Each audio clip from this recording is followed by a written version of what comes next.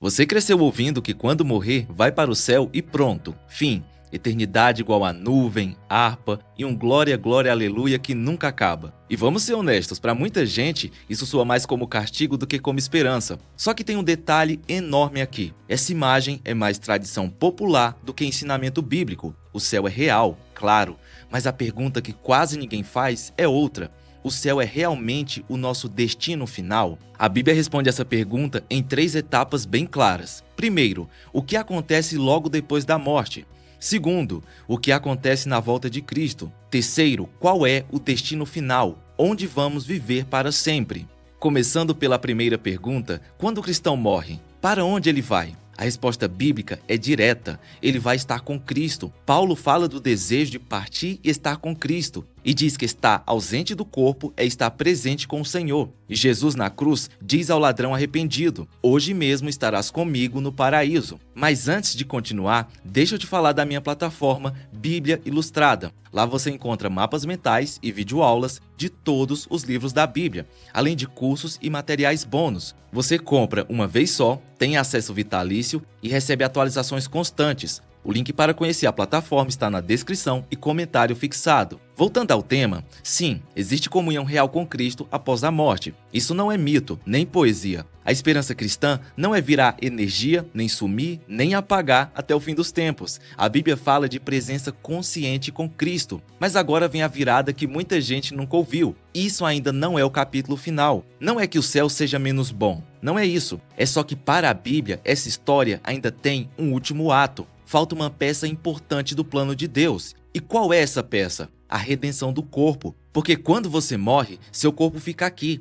E a morte na Bíblia não é normal, algo natural. Ela é inimiga, é maldição. Por isso a salvação bíblica não é Deus te salvando do corpo, é Deus vencendo a morte completamente, e isso inclui o corpo. Paulo diz que nós gememos, aguardando a adoção, a saber, a redenção do nosso corpo. Perceba, ele não diz apenas minha alma vai para o céu. Ele fala de um futuro em que Deus vai restaurar, transformar e glorificar. E ele ainda amplia a visão. A criação inteira também está esperando para ser liberta da corrupção. A linguagem é de cura, restauração e libertação. Não é Deus desistindo do mundo, é Deus resgatando a criação. Então sim, quando o cristão morre, ele está com Cristo. Isso é real, essa é a esperança. Mas ainda falta o final da história, a ressurreição. O que acontece na volta de Cristo? Aqui entra um dos textos mais fortes da esperança cristã. 1 Tessalonicenses 4, 16, 17 diz: porquanto o Senhor mesmo descerá dos céus, e os mortos em Cristo ressuscitarão primeiro. Depois nós, os vivos, os que ficarmos, seremos arrebatados juntamente com eles entre nuvens, para o encontro do Senhor nos ares, e assim estaremos para sempre com o Senhor. Aqui Paulo diz que quando o Senhor voltar, os mortos em Cristo ressuscitarão, e os que estiverem vivos serão transformados, e a partir desse momento estaremos para sempre com o Senhor. Perceba, Paulo não está dizendo que vamos morar nas nuvens. As nuvens e os ares descrevem um encontro, e o próprio texto diz que Cristo está descendo. O ponto é este: dali em diante, a união com Jesus é definitiva, comunhão eterna com Cristo, por meio da ressurreição e culminando na nova criação. Agora sim, você começa a ver a salvação do jeito completo. Não é só ir para o céu, é Deus revertendo a morte. E se alguém pensa, mas como isso é possível? A Bíblia responde com um fato fundamental. Jesus ressuscitou. Ele comeu, falou, foi tocado, caminhou com os discípulos. Era o mesmo Jesus, só que glorificado. E isso é importantíssimo, porque mostra que ressurreição não é virar fantasma, é vida real, só que sem corrupção. É por isso que 1 Coríntios 15 é tão decisivo. Paulo diz que na ressurreição acontece transformação real, pois nosso corpo mortal precisa ser transformado em corpo imortal. E ele usa uma frase que muita gente entende errado. Semeia-se corpo natural, ressuscita corpo espiritual. Espiritual aqui não significa sem corpo, significa um corpo totalmente vivificado pelo Espírito, sem pecado, sem decadência, sem morte. Ou seja, a esperança bíblica não é ser um espírito flutuando, é ser plenamente restaurado, corpo e alma, na vitória final de Deus sobre a morte. Só que ainda falta uma última etapa, porque a Bíblia não termina com seres humanos indo embora da criação. Ela termina com Deus renovando a criação. Então, qual é o destino final? Onde vamos viver para sempre? Aqui é onde Apocalipse 21 esclarece tudo. João diz: vi novo céu e nova terra, pois o primeiro céu e a primeira terra passaram, e o mar já não existe. Depois ele vê a cidade santa, a nova Jerusalém, que descia do céu.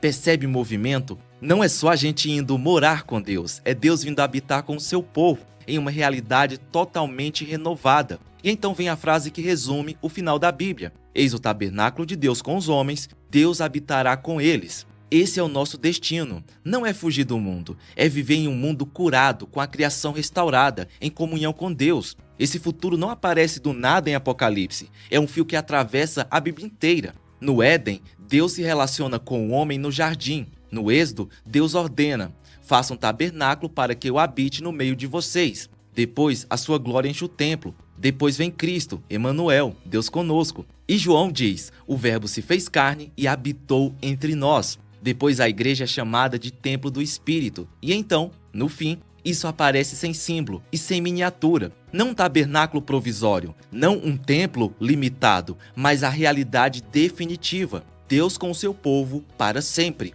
Tá, mas como vai ser essa vida eterna? Vamos ficar só cantando? A Bíblia não responde todas as curiosidades. E talvez isso seja misericórdia. Mas ela revela o suficiente para destruir a caricatura de eternidade como algo sem corpo e vida real. Apocalipse 21 diz que não haverá mais morte, nem luto, nem choro, nem dor. Isso não é frieza, é a criação finalmente restaurada. E Apocalipse 22 fala do rio da água da vida, da árvore da vida, de serviço santo e do reinado com Deus. Ou seja, vida real, comunhão real, plenitude real, só que sem pecado, sem corrupção, sem a sombra da morte. Então os salvos vão morar no céu para sempre? A resposta é não.